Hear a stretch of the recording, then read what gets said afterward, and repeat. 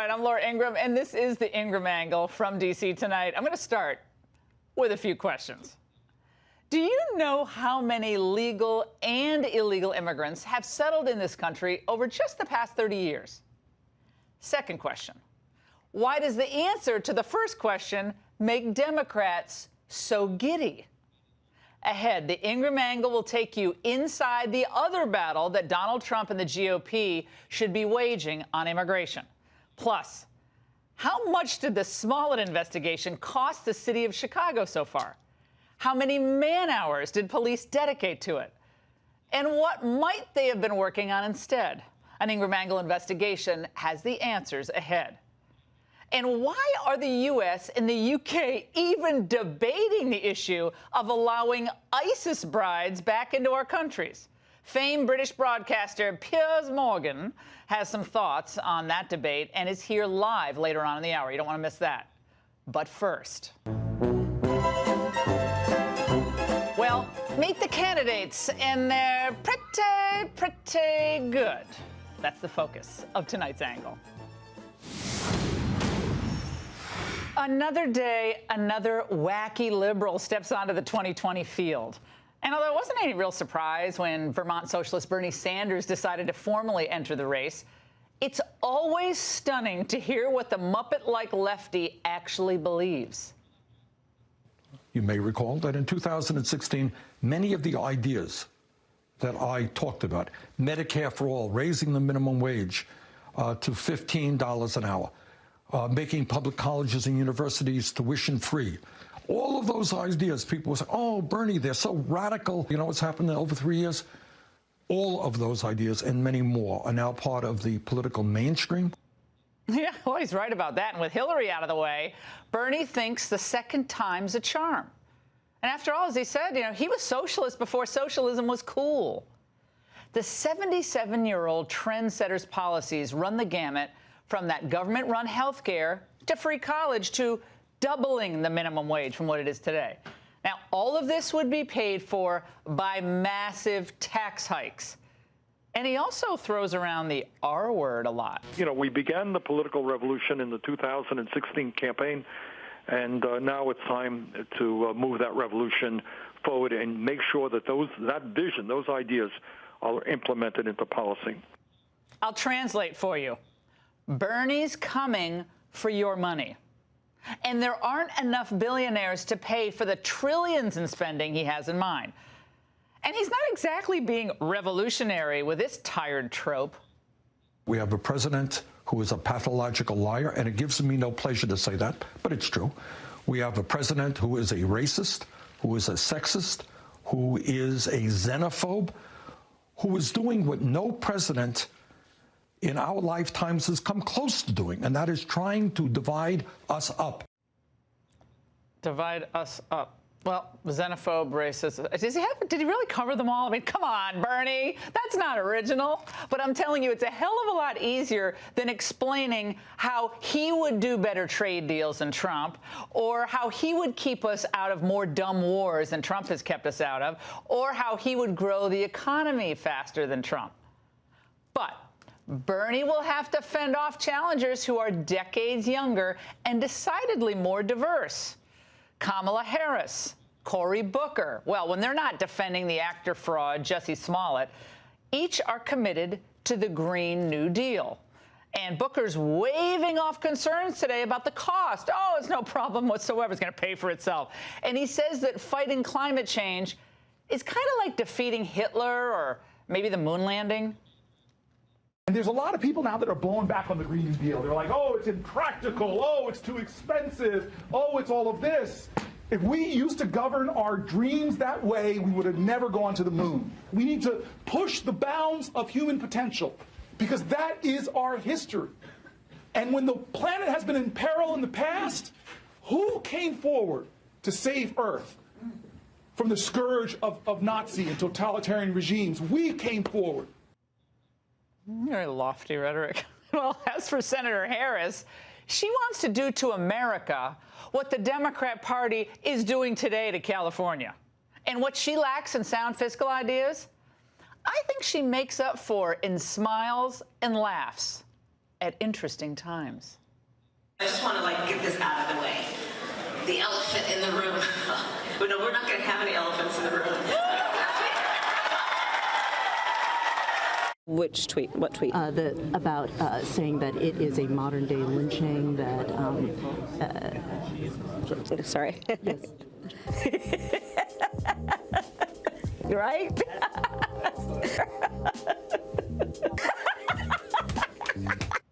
And let's not forget Princess Running Left, Elizabeth Warren. Well, she's obviously going for the freeloaders vote, supporting perhaps more taxpayer-funded freebies than any other candidate out there, and that's saying something. Free health care, free college. Oh, come on, that's so passé. Why not free child care? People say, so it's going to be really expensive, and the answer is it is. This will be about 4 times more than we have invested in our children. But that's exactly what we need to do. We can pay for universal child care and a whole lot more if we just ask the 0.1% to pay a fair share. Okay, wait, fair share. Okay, when you hear that, red flag. That equals basically a tax rate that has to be at least around 75% to come close to covering all her boondoggles. But it's an odd thing with Warren. She needs the super rich, but she thinks they should be sidelined in American politics. Billionaires and big corporations decided they wanted more of the pie, and they enlisted politicians to cut them a fatter slice. I'm not taking applications from billionaires who want to run a super PAC on my behalf. To protect their economic advantages, the rich and powerful have rigged our political systems as well. Well, that aversion she shows there to money and politics, it sounds so altruistic. But it seems more like a marketing ploy than reality to me. Well, so said another potential 2020 candidate, Howard Schultz. She came to see me a few years ago and asked me for a contribution for her Senate race. Oh, well, that was yesterday. That was years ago. New York Senator Kirsten Gillibrand. Let's get to her. She's a former moderate turned Me Too crusader. And she kind of finds herself struggling for relevancy and compelling rhetoric. She even inadvertently admitted that there is indeed a crisis at the U.S. border. On immigration, I mean, there's a crisis going on at the border right now. What if we need to have proper asylum. This president doesn't believe in asylum. He's afraid of immigrants. He's afraid of refugees. And I just want to note that a lot of these people are indigenous to this land, and that border is cutting them off. I know, that's why the wall is so absurd and hurtful. Wait a second. First of all, a wall is an inanimate object, Kirsten. But at least, I'm going to look at the glass half full, at least she acknowledges the crisis at the border. Oops. Look, it's easy to laugh off this parade of liberals, but remember that the Democrat Party is becoming more, not less radical.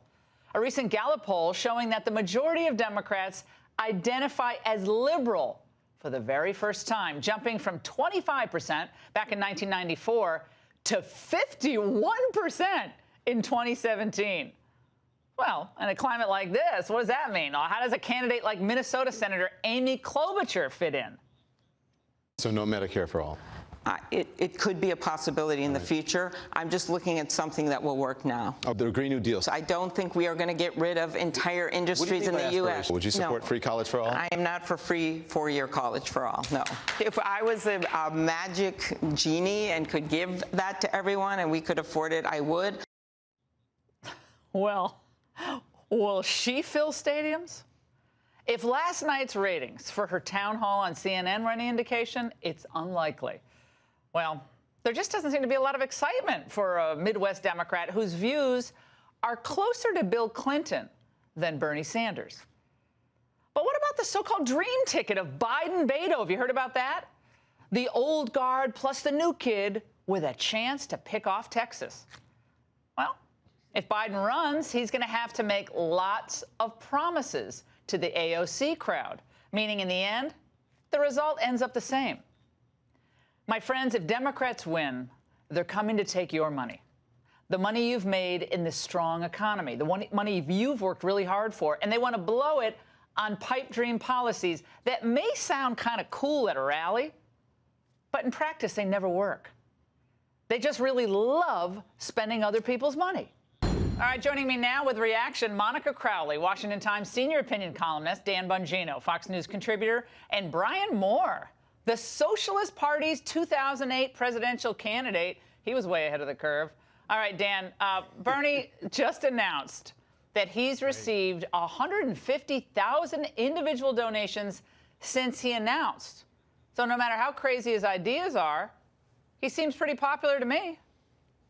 Yeah, I wonder if he's going to redistribute some of that cash to some of the other candidates. I heard Elizabeth Warren only did about 300,000 over the first 48 hours, so Bernie should practice what he preaches. Listen, Laura, your monologue there was spot on. There are really two lanes in the Democrat Party right now running for the nomination for 2020. The radicals and the extreme radicals. They've tried this before. Remember with Dukakis and Mondale, and then they needed the Democrat Leadership Council to get them back to the center? We've already been here. The problem is, although this may appeal to a very passionate base of Bernie bros and whatever, you will never win a general election running on hiking taxes, taking people's health care, and taking over the education system, and throw open borders in. You have absolutely no chance. Brian, do you feel a little, verklempt, about this whole socialist thing? I mean, you were kind of a man ahead of your time back in 2008. Now everyone's trying to ride on your coattails, including Bernie Sanders, I might add. Well, they're really not socialists. They're just reformers of the capitalist system, but they're still within the traditional capitalist system. So their incremental entitlements from the government may help temporarily, but it's not going to be the systemic economic system change that we need. So, Brian, if I get this straight, I want to make sure I get it straight. They're not socialist enough for the real socialists? Is that where this is headed? That is correct. So you're talking like nationalizing entire industries beyond just healthcare, okay, so just nationalizing it all and really do, kind of the thing that Marx really wanted. I mean, the true. That's probably the best news they've heard all day, because Brian's kind of putting them in the middle, and if you can figure that out, which, I mean, this is why I'm glad Brian is on tonight. But there is a new sense of affection, is there not, for this ideas like universal health care? It sounds so nice, it's universal. Who could be against that? But you eventually run out of other people's money. Yes, and I've been warning now for many years about the ascent of socialism on the left, and it was met with eye rolling at me for many years now, Laura, and now here we are, this is the defining ideology of the Democratic Party. I've got a column in the Washington Times coming later this week, which talks about what the left does in terms of strategy and methodology. They throw these extremes out, like Medicare for all or single payer, or in the more recent case, the Green New Deal. And they don't expect it to be achieved overnight. In fact, they invite the condemnation from people like Dan and you and me, because they want the pile on, so then they can affect it piecemeal, and they look reasonable and they look moderate on the way to affecting their most radical policies. This is why we are in this position now. And by the way, it wasn't Bernie Sanders who brought the party to the radical left. It was President Obama. And people forget that. They overlook that. Barack Obama is the one who moved the Democrats away from the party of Bill Clinton now to a socialist revolutionary party that has made people like Alexandria Ocasio-Cortez possible. Yeah, that was his. Those were really his roots in college and law school. I mean, everyone's read all the books on Obama's upbringing. That's really more Dan who he was. I got to go back to Bernie though, because he was the man of the moment this past weekend. So Sanders back in the day, even he, when he was getting into politics, even he knew that Medicare for all was literally a bankrupt idea. Let's watch. One of the points that we understand, and I think was reinforced that when we went to Canada, we expanded Medicaid to everybody, right? Give everybody a Medicaid card. We would be spending such an astronomical sum of money that, we would bankrupt the nation. So, I don't know, maybe he's changed too. He might have gotten his Medicaid mixed up with his Medicare, though. But we all got it. He was pointing to Canada and what was happening in Canada. But he's now, Dan, he's saying, look, everyone's a poser. I'm out there. I'm the real deal. all these other kids are trying to ride on my train. He wants to kick them off, but he'd be 79 when he was he's the real inaugurated. deal, all right, Laura. Yeah, he's the real deal. If the real deal means a socialist who just, what has he bought? He just bought his third home. Bernie's probably worth close to $1 million himself. He's the prototypical limousine liberal. But, you know, Bernie's onto something there. P.J. O'Rourke once said, you know, you think healthcare is expensive now, wait till it's free. The problem with your socialist guest and socialism in general is it won't work because it can't work. How can you explain to me how people who have been in, say, the airline industry their entire lives have a hard time sometimes turning a profit? They're experts in the industry. And you think a government bureaucrat who spent, 15 years filling out a spreadsheet trying to get paid his overtime on a Friday is going to take over the airline industry and run it? I mean, it's so absurd on its face. I can't believe that socialists even dare to show their faces on TV without complete total embarrassment. And not only that, it leads to death and destruction as well. That's just another nasty negative externality of socialism. All right, Brian, I mean, you got your chance now. You tell us where socialism is working in the world. And where has it produced positive results for a wide range of citizens? Well, first of all, what I'm hearing so far is this politics of fear, the red menace, the red fear. You know, they're going to take everything away from us. Okay, excuse me while I yawn. I asked you a question. Okay. Where is socialism working, Brian? Don't sit back there and use your usual insults. It doesn't work. I'm asking you a serious question. Where has it worked, and where has it spread happiness and positivity and a higher standard of living for a broad range of citizenry? Where? Nowhere. It is nowhere in this world is socialism working. Thank you. The reason, there we go. And the reason, the reason it isn't working is because the United States of America and other capitalist countries have undermined any efforts by a legitimate, democratically elected socialist to redistribute the wealth and to radically change the economic system. But Brian, what did you do for a living? I mean, did you ever have a job in the capitalist system, or did you just I worked in the private sector, HMOs, until Ronald Reagan came along and he canceled the HMO Act of 1973 and he turned it over to Wall Street and the private sector, and then you ended up with a lot of billionaires. And the consumers suffered. Okay, so socialism doesn't work because freedom gets in the way, Laura. That's his point. Socialism doesn't work because things like freedom get in the way. Yeah. Socialism promotes freedom and liberty and egalitarianism. It also promotes death and destruction and gulags. Okay, as long as you don't run afoul of the people with the real power, which is the upper echelon of any socialist government. They have all the perks, they have all the benefits, and they make the decisions for the little people. That's right. They make the decisions. That's not freedom. That's tyranny, That's not socialism either. That's not socialism. Socialism is when the workers... Is it working in Canada? Monica, I'll give you the final say. But I'm glad Brian is on. He's apparently mad that the HMO thing didn't work out for him. God bless him. And it was a bad deal at the HMO. So now all of us should suffer under a socialist system. Laura. Monica, close it out. Laura, the elite ruling class under communism, which is what you were referring to, is what Vladimir Lenin referred to as the vanguard. So yes, in fact, historically, that is the conception under original Marxism.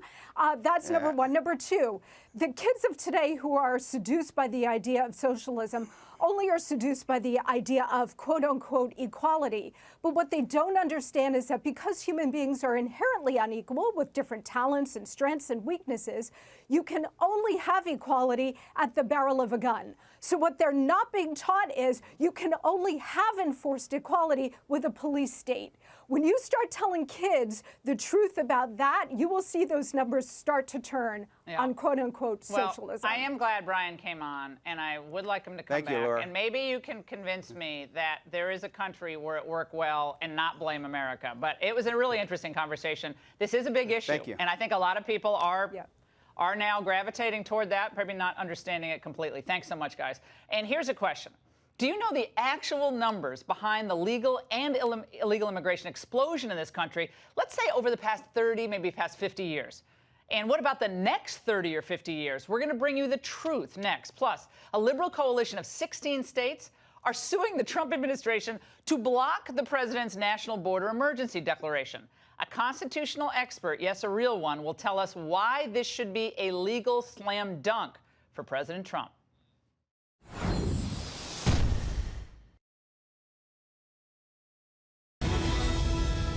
We're going to use every tool at our disposal to fight him. In every respect, the facts prove that Donald Trump is acting outside the law and declaring an emergency. No matter what people think about that particular goal of his, it violates separation of powers doctrine. Okay, that would be scary if Keith Ellison actually knew something. It was only a matter of time before liberal attorneys general took aim at President Trump's latest move to use emergency powers to get his wall funding. The conventional wisdom from commentators seems to settle on a simple conclusion. It's unconstitutional. But is it? Here now is a true expert on the issue, John Eastman, senior fellow at the Claremont Institute, constitutional law professor at Chapman University. All right, Professor, your response to those very glib summations of the unconstitutionality of the president's move. Well, you know, if there hadn't been a congressional statute that specifically authorized what he's doing, that every president since 1976 has utilized, declaring a national emergency on the border that Obama's own Secretary of Homeland Security declared when she was governor of Arizona, I would give those arguments more credibility. But the fact... Yeah, the specific act, and let's just put it up on the screen, the National Emergencies Act of '76, with respect to acts of Congress authorizing the exercise during the period of a national emergency of any special or extraordinary power, the president is authorized to declare such national emergency. Such proclamation shall immediately be transmitted to the Congress and published in the Federal Register. Pretty clear cut. Pretty straightforward. And, you know, President Obama declared a national emergency over the swine flu. President Clinton. Very serious. Yeah, President Clinton declared it over to stop people from sending ships down to Cuba or having financial transactions with the Sudan. I think this rises to at least that level. John, back in 2005, Governor Richardson of New Mexico, Bill Richardson, no conservative, he declared an emergency in his state. And he said basically that the declaration said the region had been devastated by the ravages and terror of human smuggling, drug smuggling, kidnapping, murder, destruction of property, and the death of livestock. It is extreme state of disrepair and is inadequately funded and safeguarded to protect the lives and property of New Mexico. So he was the governor then. So for him, that sounds like Donald Trump, but that's on the state level, state of emergency. Well, in fact, I think some of President Trump's statement quoted from that. Right. It sure sounds like it's exact same language. Bizarre. So, but you can find a district court judge, as we've seen in all these challenges, John, to the president's temporary travel ban, so many other moves. You can find a district court judge to issue a nationwide injunction thwarting the president's policy, at least for a time. Well, they have, and they judge shop. They brought this in the Northern District of California, where there's not a single judge that was appointed by a Republican. That's got to change. Yeah, it's got to change. And I think I wouldn't be surprised to see them issue a nationwide injunction. Although, quite frankly, the statute is not ripe. They're claiming that they're ripe, meaning that they law geek. It's too. Yeah, sorry about that. It's premature. The things that are supposed to happen that are going to cause harm to California haven't happened and may not happen. So all you law students out there, it is not a ripe case or controversy. Hence, the court should step back if we had a fair court. If we had fair courts. The real question is, when a nationwide injunction gets issued, as I don't doubt that it will, how quickly the Supreme Court's going to block that injunction, because they are growing tired of single federal district judges in Seattle or San Francisco or someplace countermanding the President of the United States on dealing with national security Don't you issues. think that the White House has got to get on this, working with Republicans in Congress to put an end to these nationwide injunctions? They can circumscribe the authority and jurisdiction of the lower courts. Well, they can, and I think the Supreme Court is about to do it itself as well. Well, Judge Bork believed in that, God rest his soul, and he understood the great damage that was being done by activist courts, and Trump has just had to deal with this at every turn. Well, every turn, and it's not just activist courts. We're dealing with a level of activism that we've not seen before. It's almost as if a large number of the judiciary has joined a resistance movement against the results of the 2016 election. They're part of the media, the political establishment, the entertainment industry, and judges with their costumes. John, great to see you, as always. Good to see you. And while border security is vitally important, so too is something that doesn't get nearly enough attention when discussing America's immigration debate: the numbers behind what's going on. Steve Camarata writes in National Review today, Pew Research has estimated that since 1965, when immigration was liberalized, immigration has added 72 million people to the U.S. population. The latest Census Bureau projections indicate that future immigration will add another 75 million by 2060. Americans, particularly Trump voters, may not understand all of the ins and outs of immigration law, but they do know that in many parts of America now, there are so many immigrants that the incentive to learn English or to adopt American culture is greatly reduced. They also sense that immigration is remaking the political balance by adding millions of new voters who are voting Democratic by about 2 to 1. Wow. Well, here now, Victor Davis Hanson, senior fellow at the Hoover Institute. Victor, well, Pew tells us that, I guess, like 75% of immigrants are legal. So why aren't more people talking about the explosion of legal immigration in the country? Well, I think it's been a particular agenda. We're the only, Laura, multiracial, multi-ethnic country that's worked since Rome. And it's based on assimilation, integration, intermarriage. And that only can happen when immigration, legal immigration is measured and it's diverse and it's meritocratic. So people are immediately immersed with people who speak English from different ethnic backgrounds and they assimilate. And the Democrats used to believe that. And as you know, they passed border security measures in the 2000s all the time. But I think what's happened is, don't you think they discovered that their agenda doesn't win 51% of the electorate anymore? Bingo. But radical demographic changes, and here in California, 1 out of every 4 residents was not born in the United States. It tends to make a predictable voter profile, especially when people come in such numbers and they're not diverse south of the border and they vote in predictable.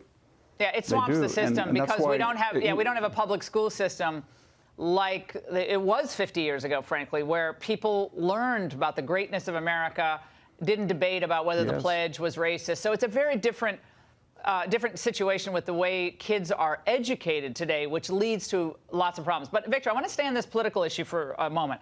Let's look at the map. I think we have a graphic of California's Orange County, because this was Reagan country. This was classic conservative America. Put the graphic up, please. 2016, you see what the vote looked like.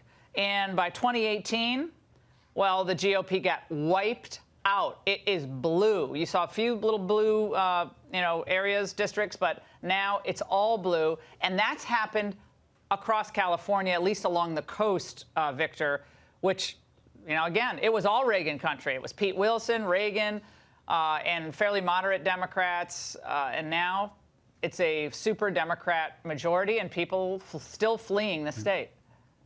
Yeah. Well, yeah. I mean, you have 10 million of California's 40 million residents who weren't born in the United States, and they're told by the host, us, that we don't have confidence in the melting pot. We prefer the salad bowl. Then they self-identify by their ethnic, rubric rather than the content of their character. It's very strange because if we get down to the essence of all this, it was Barack Obama basically who redefined affirmative action, which really was designed for 12% of the population who'd suffered historic discrimination under slavery, Jim Crow, and segregation, into diversity, which meant class didn't matter, prior record of exploitation didn't matter, ongoing bias didn't matter. All you had to be was non-white, and that expanded that pool to 100 million Americans. 1/3 of the country all of a sudden said, I'm part of a minority, and I'm going to vote accordingly. It was a brilliant move on their part, but it really it was smart. It was smart of the Democrats. It was cynical but smart in the end demographically. You had 100,000 voter margin in Florida. Texas, Beto came close to beating Ted Cruz. If it weren't for Trump's visits, Ted Cruz probably would have lost in Texas. Sorry, I don't want to hear that. It's the truth.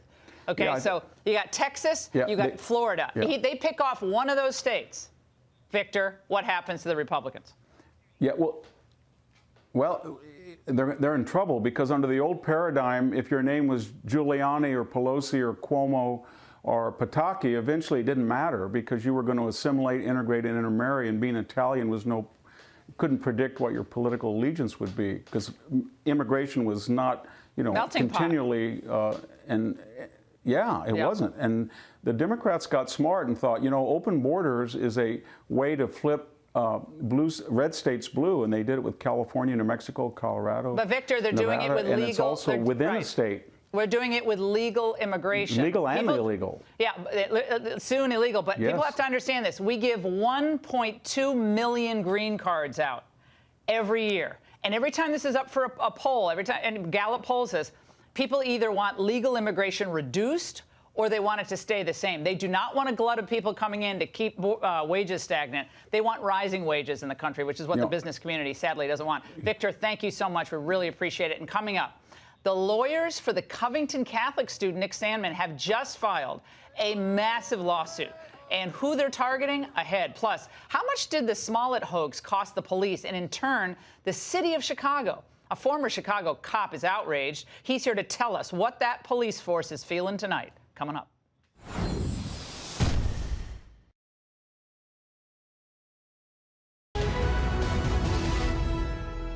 An important update tonight in the case of Covington Catholic student Nick Sandmann. His lawyers, Lynn Wood and Todd McMurtry, filed their first lawsuit on his behalf against the Washington Post to the tune of $250 million in both compensatory and punitive damages. Now, the complaint argued that the newspaper falsely gave the impression that the 115-pound 16-year-old engaged in acts of racism by swarming Phillips, blocking his exit away from the students, and otherwise engaging in racist misconduct. And that the Post ignored basic journalistic standards because it wanted to advance its well-known and easily documented bias against President Donald J. Trump by impugning individuals perceived to be supporters of the president. The dollar amount sought has some relevance. $250 million was the exact price Jeff Bezos paid for the Washington Post back when he bought it in 2013. Sandmann's lawyers closed their message with the following: "This is only the beginning." And up next, boy, how much did the Smollett case cost the city of Chicago? Not just monetarily, but in resources that could have been better served out in the community.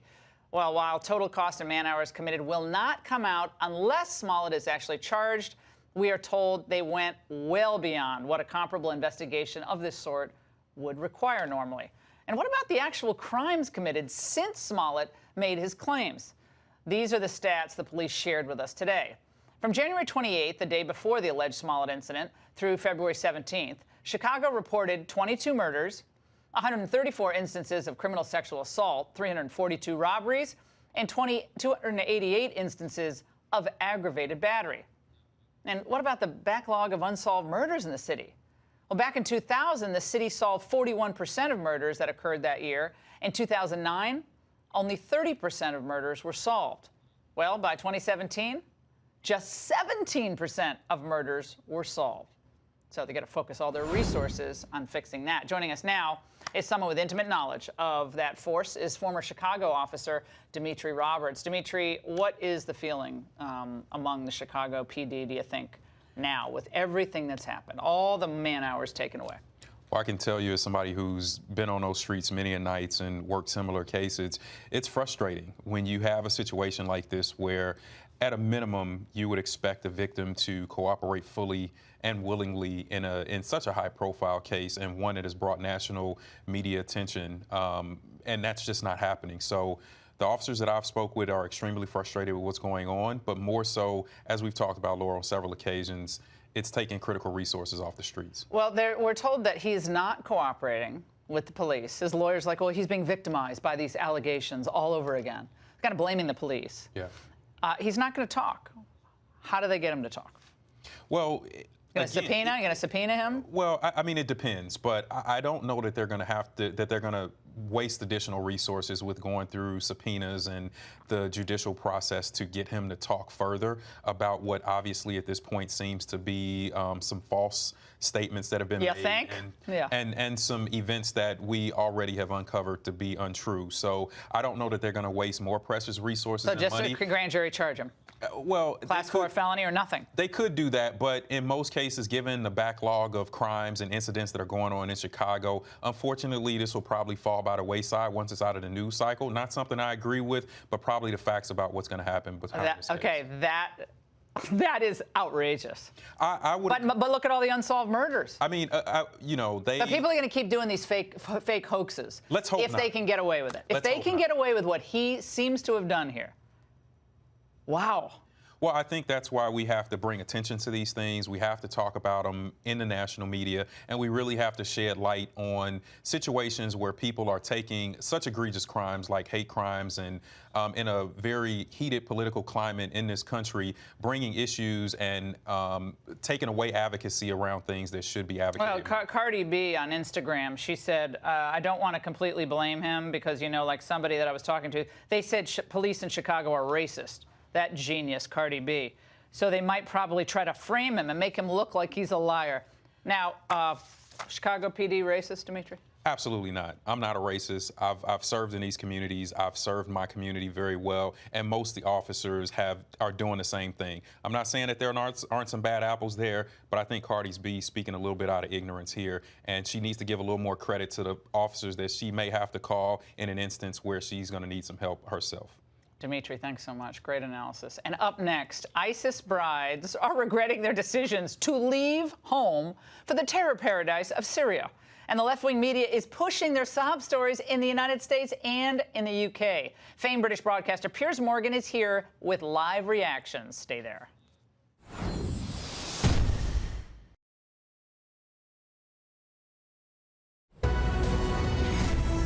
They had beheaded people, there were executions. Yeah, I knew about those things and I was okay with it. I did have a good time there. It's just at the end things got harder. Please don't give up on trying to get me back. I really don't want to stay here. I thought I was doing things correctly for the sake of God. And when I came here and I saw everything with my own eyes, I realized that I made a big mistake. But she was for the beheadings. Media outlets have simultaneously painted a sympathetic picture of these terrorist brides, now yearning for their homelands. So do they honestly want us to feel bad for these women? And one of the women you just heard from, Alabama native Hoda Muthana, called for the, quote, spilling of American blood. And it's not just happening here. The UK struggling with the same problem. Joining me now is Piers Morgan, editor-at-large for thedailymail.com, co-host of Good Morning Britain. Piers, now you said of one of these brides looking to come back to the UK that she should rot in hell. So tell us how you really feel. I see her glib, response to the question about beheadings, and I can't even believe we're having to have this conversation. It's extraordinary, isn't it, that we're even debating this? I mean, this is a woman who goes over there, marries an ISIS terrorist, supports an ISIS terrorist, breeds with an ISIS terrorist, and is, for all intents and purposes, herself an ISIS terrorist, isn't she? I mean, she's supporting the ISIS movement, the caliphate, the desire to take over the world with their barbarism, and she witnesses beheadings and appears to think that's a good time. Well, I tell you what, I don't agree that that's a good time. Beheadings are despicable, medieval, barbaric, and everyone involved in that kind of behaviour has to be made accountable. And as we've just discovered in Britain, thank God, tonight, the British Home Secretary, the equivalent of Homeland Security chief in Britain, has revoked her citizenship in the case of the ISIS wife who came from Britain. She won't be allowed back in the country without a massive legal fight. And I hope America takes exactly the same view of the American ISIS wife, who, by the way, didn't marry one ISIS terrorist. She married 3 of them. 3 ISIS terrorists. So I'm sorry, Laura, but to me, this is completely and utterly nuts that there is anyone in America or Britain who thinks they should come back. Yeah, we come back and we spend all this money litigating their case, so some court-appointed attorney who the taxpayers have to pay for argues some cockamamie idea about how she was like Patty Hearst syndrome or something over there, because you know that's what they would argue. But U.S. should revoke their citizenship as well. They shouldn't be able to come back here. You want to be taken care of by the Kurds or situation over in the Middle East where you're probably not going to get, the ACLU representing you, then that was your decision. Piers, I want to play another little snippet from that Alabama ISIS bride, and you will, you won't believe it. Let's watch. Maybe therapy lessons, maybe a process that will ensure us that we'll never do this again. So, Piers, she's saying she perhaps could reform herself through therapy lessons. Invariably, the American taxpayers will have to pay for that, too.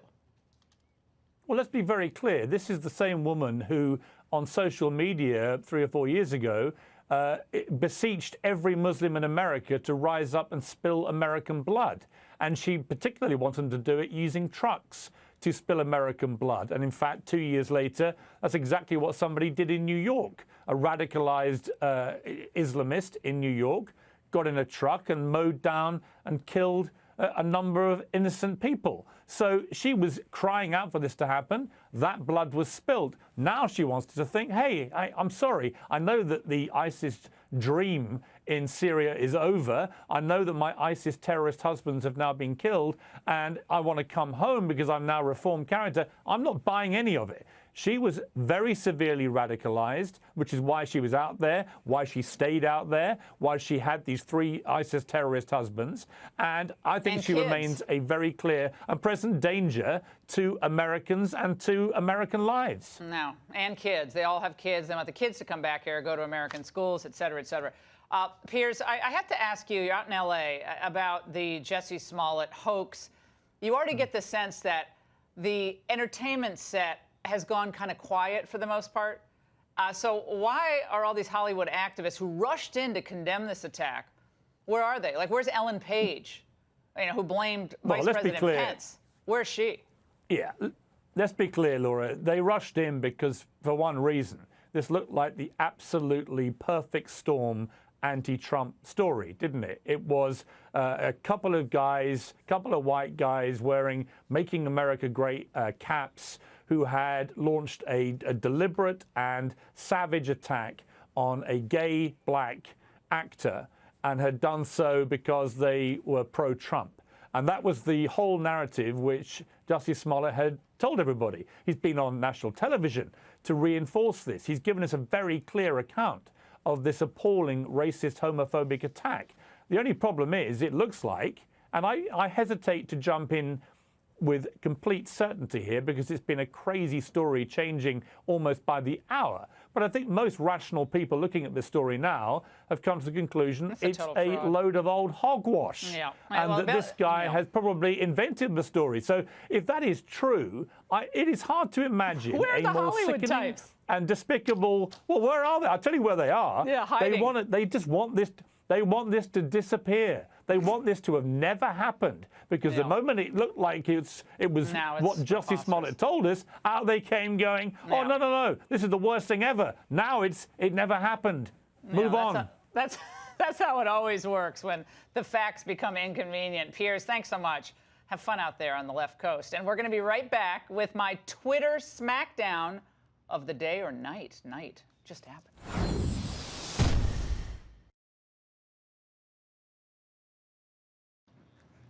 All right, it's time for my Twitter smackdown of the day. Well, earlier tonight, I retweeted a piece about a judge allowing a lawsuit to move forward for those who would like to move former President Obama's Presidential Library Center in Chicago.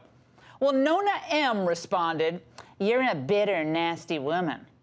Oh, aren't people on Twitter so nice? Well, my response to Nona: sweet, another informed activist burning up Twitter with facts and substance. Note her bio, friends. Well, her bio says that she was playing politics at age 10. I'm glad I was outside playing kickball at 10, not politics.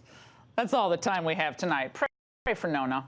A new podcast dropped today. Make sure you go online and get it at podcast1.com. Shana Bream, Fox News at Night team, take it all from here.